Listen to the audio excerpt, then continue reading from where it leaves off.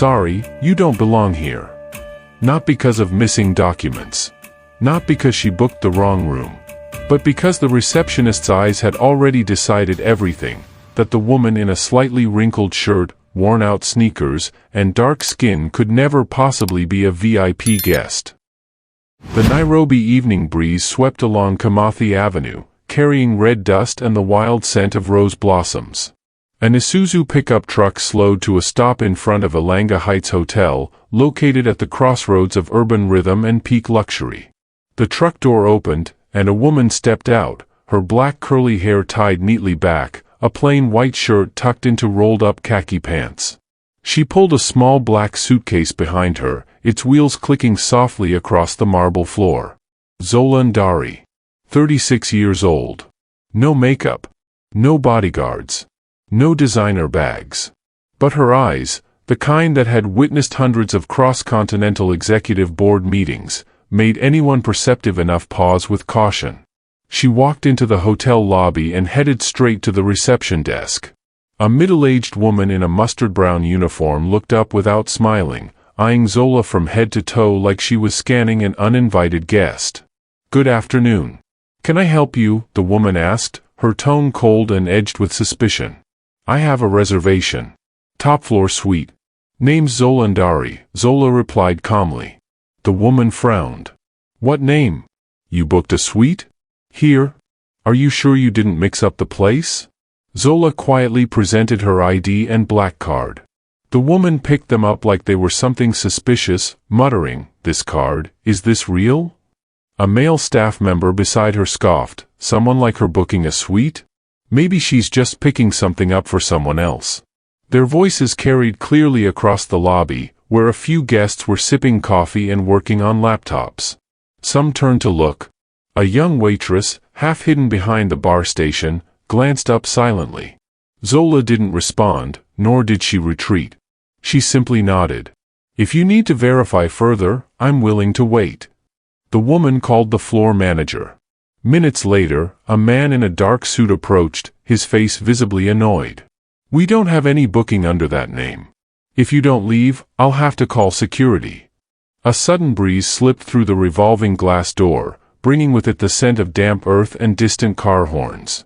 Zola looked at him, then took out her phone and made a call. When the other end picked up, she spoke just one sentence. "It's time. Activate the blacklist." She closed the phone. And the real storm, still waiting just beyond the lobby doors, began to rise. A young waitress stood tucked behind the bar counter. Her name was Amina, a final-year hospitality student interning from the University of Nairobi. She had just started her evening shift and hadn't even had time to tie her hair back when the unusual scene caught her attention. Unlike the loud altercations she'd occasionally witnessed, the woman being denied check-in was completely calm. Her eyes showed no pleading, no anger. Only quiet stillness. Taking a risk, Amina discreetly accessed the hotel's internal booking system using a backup staff account. The screen lit up, Zola Ndari, Presidential Suite, 21st floor, black card verified, VIP classification, executive override. Below that, a red warning line blinked, "Do not deny service." Verification email, board@elanga-group.com. She swallowed hard and took a step back. Across the front desk, the shift manager, Mr. Nyong'o, had stepped out from the operations room. He spoke in a low voice, but loud enough for the staff to hear. "Unconfirmed guest. Possibly impersonating. Handle gently. If she refuses to leave, call security." Zola remained still, not a single unnecessary movement. Her hand rested on her suitcase. A white guest seated nearby on a leather chair turned to his companion and murmured, "Pretty sure I saw her at the AI summit in Kigali last month." Another observer, a young Ugandan journalist live streaming her travel assignment, slowly shifted her camera toward the front desk. "You're watching live from Elanga Heights," she whispered to her followers. "Something very strange is happening here." Zola raised her phone to her ear again. She didn't say much, just 3 words. "Are we ready?" And from the other end, a low female voice responded crisply. "Ready.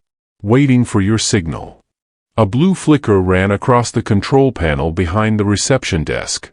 The shift manager's login and the entire card verification system were temporarily disabled. The keyboard beeped in error. Nyong'o looked confused. What's going on? Amina couldn't stay silent any longer.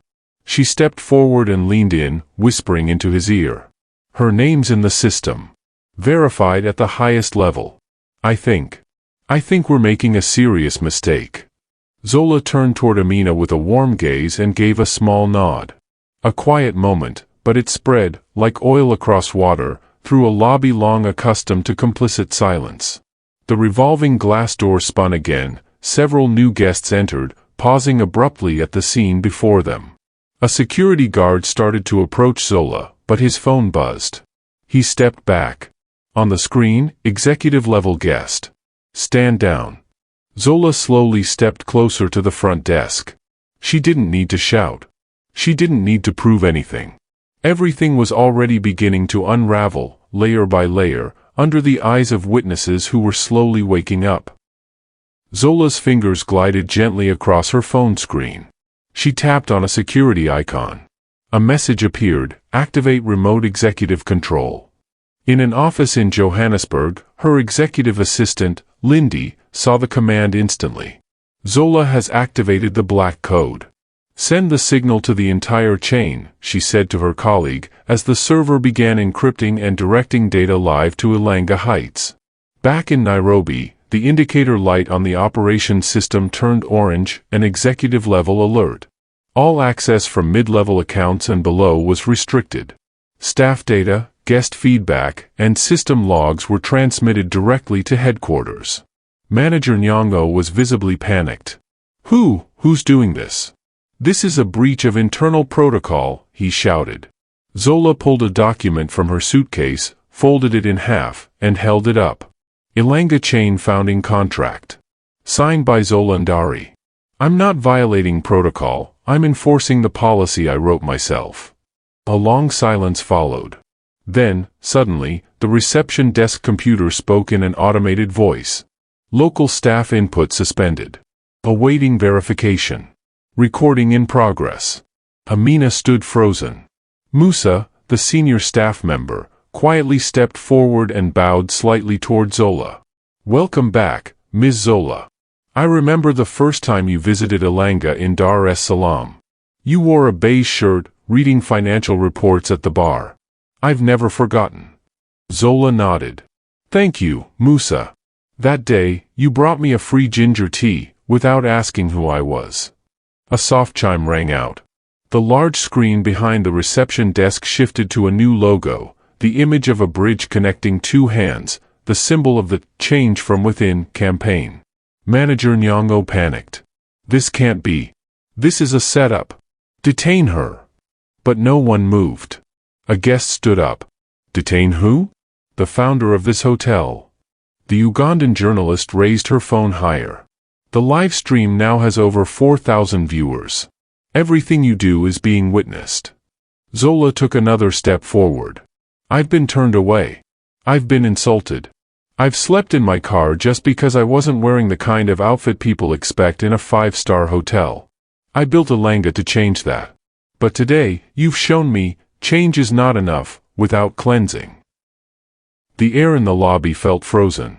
Manager Nyong'o's hand trembled slightly, his eyes scanning the staff as if searching for an ally. But no one spoke. The weight of losing control pressed down on him. And worse, everything was being recorded, second by second. A security guard lightly touched his earpiece. The command from headquarters was clear: stand down. Security systems had been overtaken by top-tier executive authority. Even the guards no longer had permission for emergency intervention. Zola stepped closer to the front desk, stopping at the exact spot where guests normally check in. She looked directly at the surveillance camera mounted in the ceiling corner. Fully aware it was streaming live to Johannesburg and simultaneously broadcasting across Ilanga's internal oversight channels throughout Africa. The staff here, she said, articulating each word clearly, have not only violated service policy, but have broken our core principle: systemic discrimination. Amina, her hands trembling, opened a folder from the desk drawer. Inside was the complaint log from the past 3 months. Every report about black female guests being denied service had been marked unfounded. All approved by the same person, Nyong-oh. Musa stepped forward, his voice slow and steady. I submitted 3 separate reports about mistreatment of guests. None were acted upon. All were returned, by this shift manager himself. A soft ding sounded from the system. The touchscreen displayed the words, "Suspension order, in progress." Zola continued. None of you are being dismissed for making one mistake. You are being dismissed because you chose to repeat those mistakes, even after being warned. Effective immediately, operational authority over this lobby is transferred to Ms. Amina Abayoy, the first one who dared to speak the truth. A wave of applause rose. Not loud, but resolute. Guests stood. A man wearing glasses exclaimed, "This is the first time I've seen justice happen, right at the check-in desk." The atmosphere in the lobby erupted like a wave breaking open. Applause began with a middle-aged guest near the entrance. Then another. And then the entire lobby rose together, clapping in unison. Not because anyone asked them to, but because they had just witnessed something they never thought possible. Justice. Amina stood stunned, her hands trembling as she held the complaint log she had just submitted. Zola turned to her, her eyes softer than ever before. You don't need to apologize for being silent before, Zola said quietly. What matters is that you chose not to stay silent now. A group of international guests entered from the back entrance, rolling their suitcases, stopping as the applause washed over them. One of them, an older woman of Indian descent with silver hair, leaned over and asked a nearby staff member, "What's going on?" The employee replied, "The founder of the hotel chain just personally removed a manager for discrimination." The woman paused, gripped her husband's hand gently, and smiled. "We came to the right place." Zola stepped back to the reception desk and picked up the microphone connected to the lobby sound system. She took a deep breath. "My name is Zola Ndari. I am the founder of the Ilanga Hotel Group. And today, I didn't just come to stay. I came to reclaim what should have always belonged to all of us. Unconditional respect." She paused.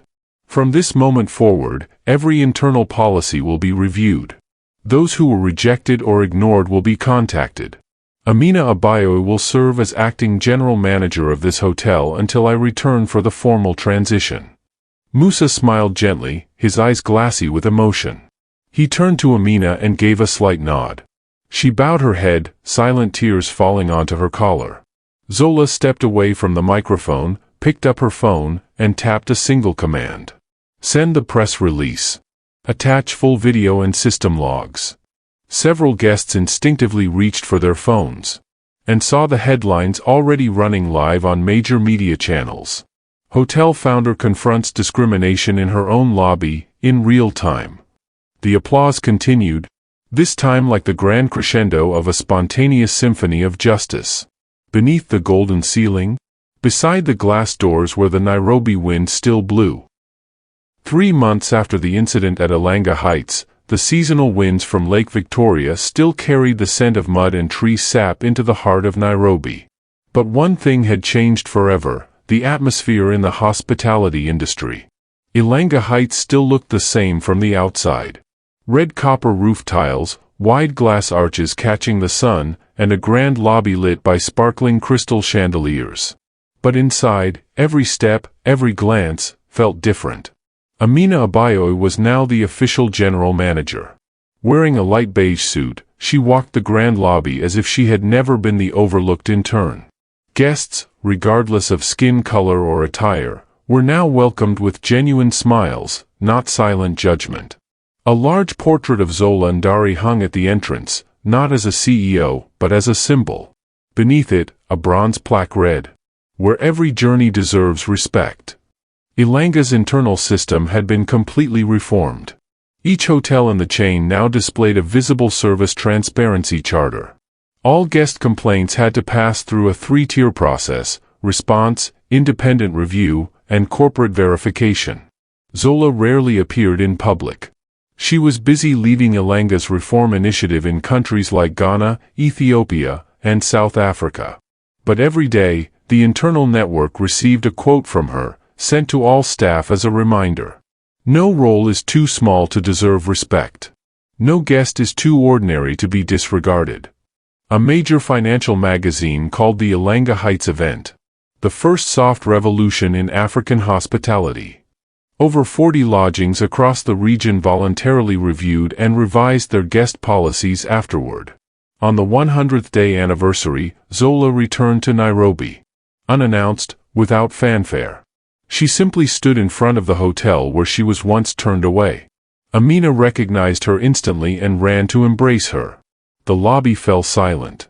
A white woman stepped forward, gently took Zola's hand, and said, "Your story reached Cape Town.